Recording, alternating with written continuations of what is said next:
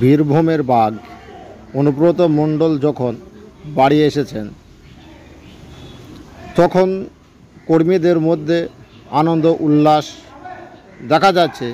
সেই সময়ে বীরভূমের আর এক দাপুটে নেতা অনুব্রতর প্রতিদ্বন্দ্বী বলা যায় সেই কাজল শেখ আজ নানোরে এক কর্মী সভায় কি বলছেন, কাদের উদ্দেশ্যে বলছেন কথাগুলো আপনাদের অবশ্যই জানতে হবে।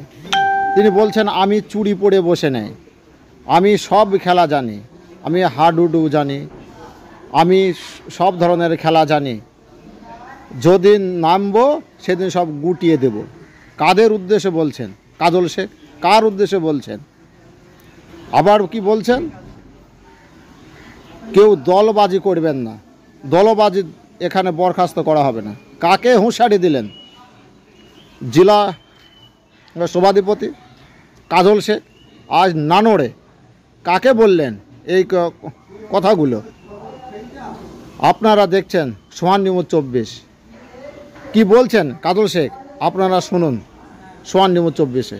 বুঝে গেছে, জেনে গেছে যে তারা পরিষেবা পাবে।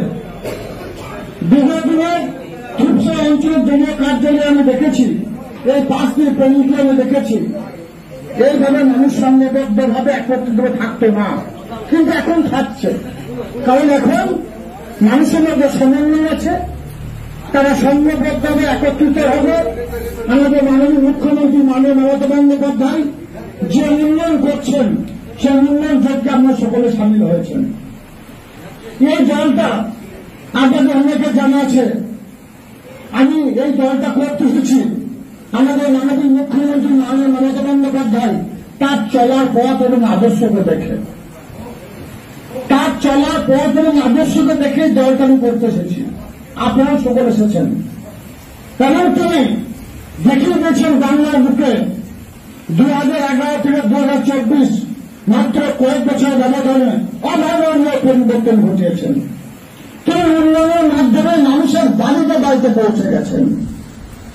শিক্ষা, স্বাস্থ্য, কর্মসংস্থান, সুশাসন প্রত্যেকটি ক্ষেত্রে তিনি অভাবনীয় পরিবর্তন ঘটেছেন বাংলার বুকে। আমাদের কাজ হচ্ছে সেই উন্নয়নগুলোকে সঠিকভাবে বাস্তবায়িত করা, মানুষের বাড়িতে বাড়িতে পৌঁছানো।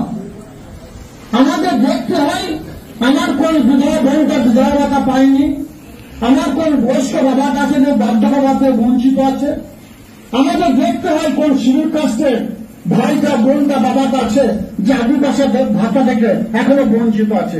এগুলো আমাদের লক্ষ্য করতে হয়। কিন্তু এই অঞ্চলের কতিপয় মানুষ আছে যারা নিজেদের স্বার্থ চরিতার্থ করার জন্য দলটা করতে এসেছিল। আমি এই দলটা করি, আমি এই দলটাকে ভালোবাসি। এই দলটা মমতা বন্দ্যোপাধ্যায় তৈরি করেছে মানুষের স্বার্থে, নিজের স্বার্থে নয়। আমার বাবা যে প্রপার্টি আমাকে দিয়ে গেছে সেখান থেকেই আমার জীবনের বাকি দিনগুলো আরামের সঙ্গে কেটে যাবে। এই দলটা করতে এসেছি মানুষের স্বার্থে, নিজের স্বার্থে নয়। আমার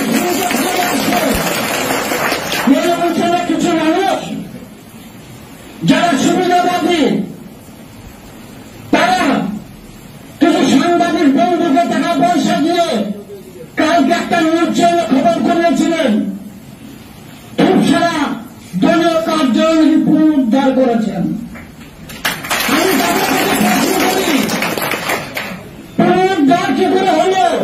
এটা তৃণমূল কংগ্রেসের দল, এখানে মমতা বন্দ্যোপাধ্যায়ের ছবি, এখানে অভিষেক বন্দ্যোপাধ্যায়ের ছবি, এখানে অনুব্রত মণ্ডলের ছবি। বাংলার একটাই দল, সে তৃণমূল কংগ্রেস দল। কোন গরিববাজি বরদাস্ত করব না। এই জন্য কার্যালয়ে দাঁড়িয়ে দল ছেড়ে রেখেছি, যেদিন গুটাবো সেদিন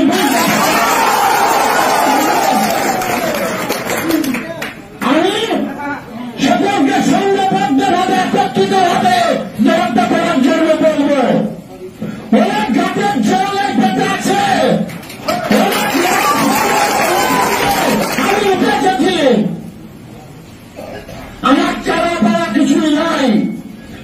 ধূপছড়া অঞ্চলে আমি নেতা সাজতে আসিনি, আমি কর্মীর মতো আমাদের সঙ্গে মিশতে এসেছি। আমি কর্মীর মতো আমাকে রাস্তা দেখাবো, দিশা দেখাবো, পথ দেখাবো, আমাদের পরামর্শ দেবো। আপনারা সেভাবেই চলবেন। আমি পরামর্শ নেব আমাদের যুবরাজ অভিষেক বন্দ্যোপাধ্যায়ের কাছে, আমাদের মাননীয় মুখ্যমন্ত্রী মমতা বন্দ্যোপাধ্যায়ের কাছে, বীরভূম জেলার অভিভাবক অনুব্রত মণ্ডল মহাশয়ের কাছ থেকে। তারা যে দিশা দেখাবেন, যে পথ দেখাবেন, সেই পথে আমি চলব। কিন্তু গুরুত্বাজি দয়া করে করবেন না, গুরুত্বাজি করার কোনো প্রয়োজন নেই, তাদের জন্য ঠাঁই হবে না।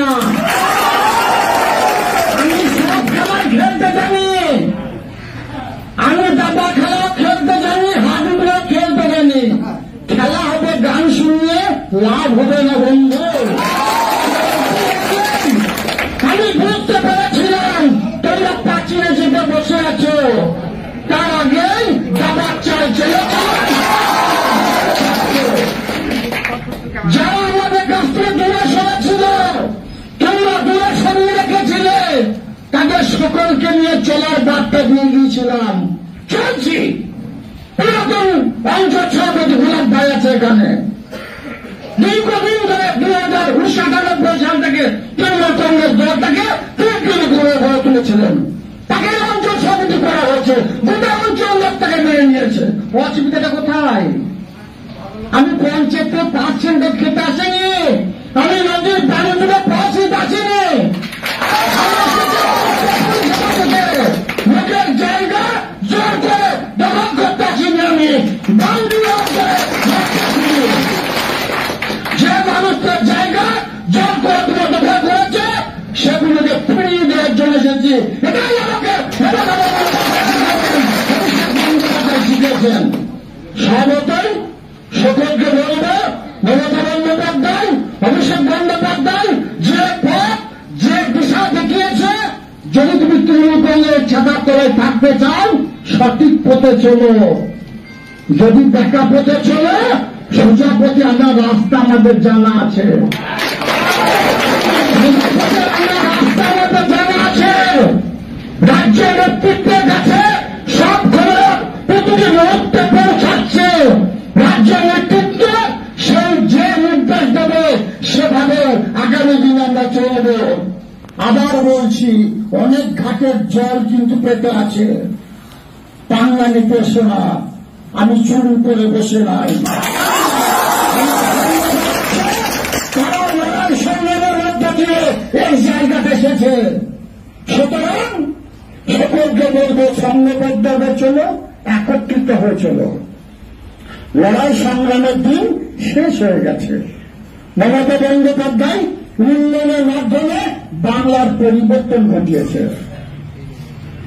2024 নির্বাচনে নানা বিধানসভা থেকে 82,210 ভোটের যে লিড তৃণমূল কংগ্রেসের আমার সৈনিকেরা দিয়েছে, আমার ভাইরা দিয়েছে, আমার মায়েরা বোনেরা ভোট দিয়েছে।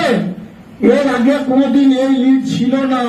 এই প্রথম 82,210 ভোটের ব্যবধানে বিরোধী আমরা পরাজিত করেছি, নাস্তা নাবুদ করেছি। এই ধূপছড়া অঞ্চল থেকে যে লিডটা দিয়েছি, এর আগে কোনদিন এই লিড দেয়নি তৃণমূল কংগ্রেসের যারা দায়িত্বে ছিল তারা। কেন লিড দেয়নি? মানুষ কেন ভোট দেয়নি? তাদের চলার পথ খারাপ ছিল। মমতা বন্দ্যোপাধ্যায়, অভিষেক বন্দ্যোপাধ্যায়কে যাতে মানুষ ভোট দেয়, মমতা বন্দ্যোপাধ্যায় যে 84টা প্রকল্প চালু করেছে, সেই প্রকল্পগুলোকে সঠিকভাবে বাস্তবায়িত করতে পারেনি।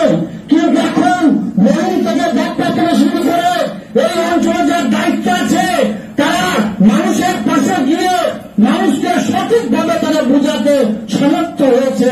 তাই এই অঞ্চলের মানুষ দুহাত ভরে মমতা বন্দ্যোপাধ্যায়, অভিষেক বন্দ্যোপাধ্যায়ের মতো প্রার্থীদের আশীর্বাদ করেছে। তাই আগামীতে 26 নির্বাচনে আমরা দেখিয়ে দেব নানা বিধানসভায় মানুষ যা তৃণমূল কংগ্রেস ঝান্ডা থাকতে চান, যারা হিন্দু মুসলমান শিখ খ্রিস্টান ইসলামের মধ্যে বিভেদ সৃষ্টি না করে যারা থাকতে চান, মমতা বন্দ্যোপাধ্যায়, অভিষেক বন্দ্যোপাধ্যায় চলার পথকে অনুসরণ করে যারা থাকতে চায়, তাদেরকে নিয়ে নিয়ে আমরা টিম তৈরি করেছি, সেই টিমই থাকবে নানা ব্লকের বুকে। নানা বিধানসভার দায়িত্ব স্বয়ং জয়নেত্রী মমতা বন্দ্যোপাধ্যায় আমাকে দিয়েছেন। আমি এই অঞ্চলের ক্ষেত্রে বলব, নানা বিধানসভা প্রত্যেকটি অঞ্চলের যারা মামাটি মানুষের সৈনিক ছিল, একদিনের জন্য মমতা বন্দ্যোপাধ্যায়কে ভালোবেসেছে, 1 ঘন্টার জন্য অভিষেক বন্দ্যোপাধ্যায়কে ভালোবাসেছে, তাদের সকলকে আমি রিকোয়েস্ট করবো, তোমরা ফিরে এসে এক ছাতার তলায় বসো।